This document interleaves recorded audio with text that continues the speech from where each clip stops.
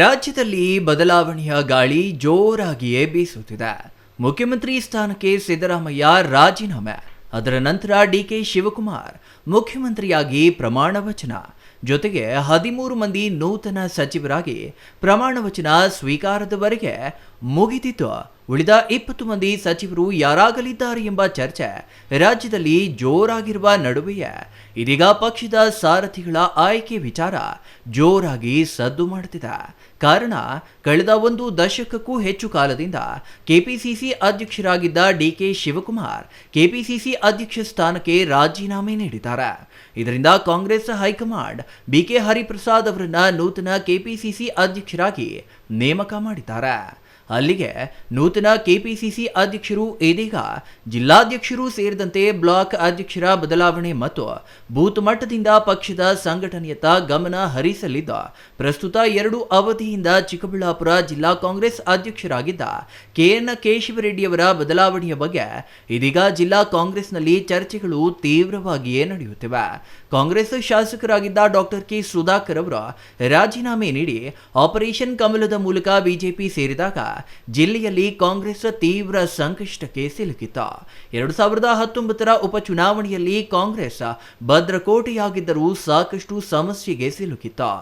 ಇಂತಹ ಸಂಕಷ್ಟದ ಕಾಲದಲ್ಲಿಯೂ ಕೆಎನ್ ಕೇಶವರೆಡ್ಡಿ ಪಕ್ಷವನ್ನ ಮುನ್ನಡೆಸಿದ್ರು.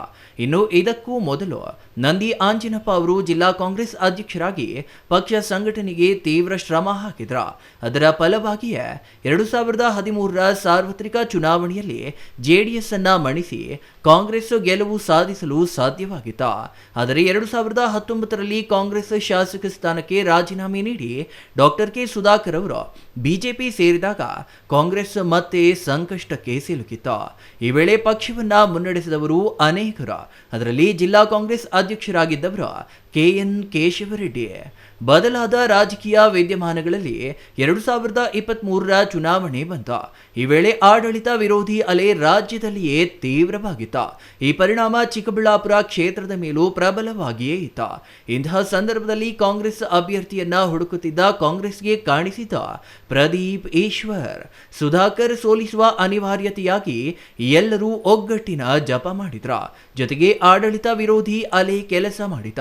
ಕಾಂಗ್ರೆಸ್ನ ಗ್ಯಾರಂಟಿಗಳು ವರ್ಕೌಟ್ ಆದ ಪರಿಣಾಮ ಕಾಂಗ್ರೆಸ್ಗೆ ಗೆಲುವು ಸುಲಭವಾಯಿತು. ಆದರೆ ನಂತರ ಕಾಂಗ್ರೆಸ್ ಮನೆಯೊಂದು 3 ಬಾಗಿಲು ಎಂಬ ಸ್ಥಿತಿ ಮತ್ತೆ ಎದುರಾಗಿದೆ.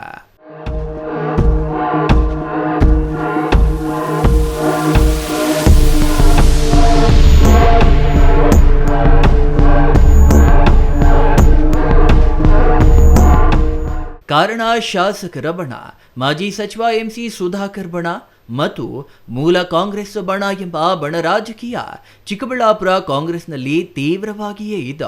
ಇದೇ ಸಮಯದಲ್ಲಿ ಪ್ರಸ್ತುತ ಜಿಲ್ಲಾ ಕಾಂಗ್ರೆಸ್ ಅಧ್ಯಕ್ಷರ ಬದಲಾವಣೆಯ ಸಮಯ ಬಂದಿದೆ.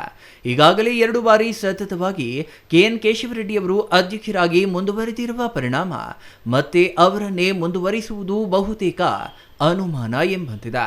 ಹಾಗಾಗಿ ಜಿಲ್ಲಾ ಕಾಂಗ್ರೆಸ್ನ ನೂತನ ಸಾರಥಿಯ ಅಗತ್ಯವಿದ್ದ. ಯಾರ ಬಣದಿಂದ ಜಿಲ್ಲಾಧ್ಯಕ್ಷರ ಆಯ್ಕೆ ಆಗಲಿದೆ ಎಂಬ ಕುತೂಹಲ ಎಲ್ಲೆಡೆ ತೀವ್ರವಾಗಿದೆ.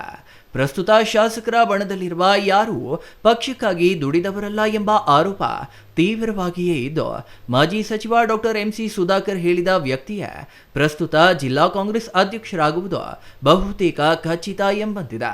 ಆದರೆ ಪಕ್ಷಕ್ಕಾಗಿ ಶ್ರಮಿಸಿರುವ ಜೊತೆಗೆ ಪ್ರಸ್ತುತ ತಳಮಟ್ಟದಿಂದ ಪಕ್ಷವನ್ನ ಸಂಘಟಿಸಿ ಮತ್ತೆ ಪಕ್ಷವನ್ನ ಗೆಲ್ಲಿಸುವ ಸಾಮರ್ಥ್ಯ ಇರುವ ವ್ಯಕ್ತಿಯನ್ನೇ ಜಿಲ್ಲಾ ಕಾಂಗ್ರೆಸ್ ಅಧ್ಯಕ್ಷರಾಗಿ ನೇಮಿಸಬೇಕಿದ್ದು ಈಗಾಗಲೇ ಪೈಪೋಟಿ ತೀವ್ರವಾಗಿದೆ ಎನ್ನಲಾಗಿದೆ.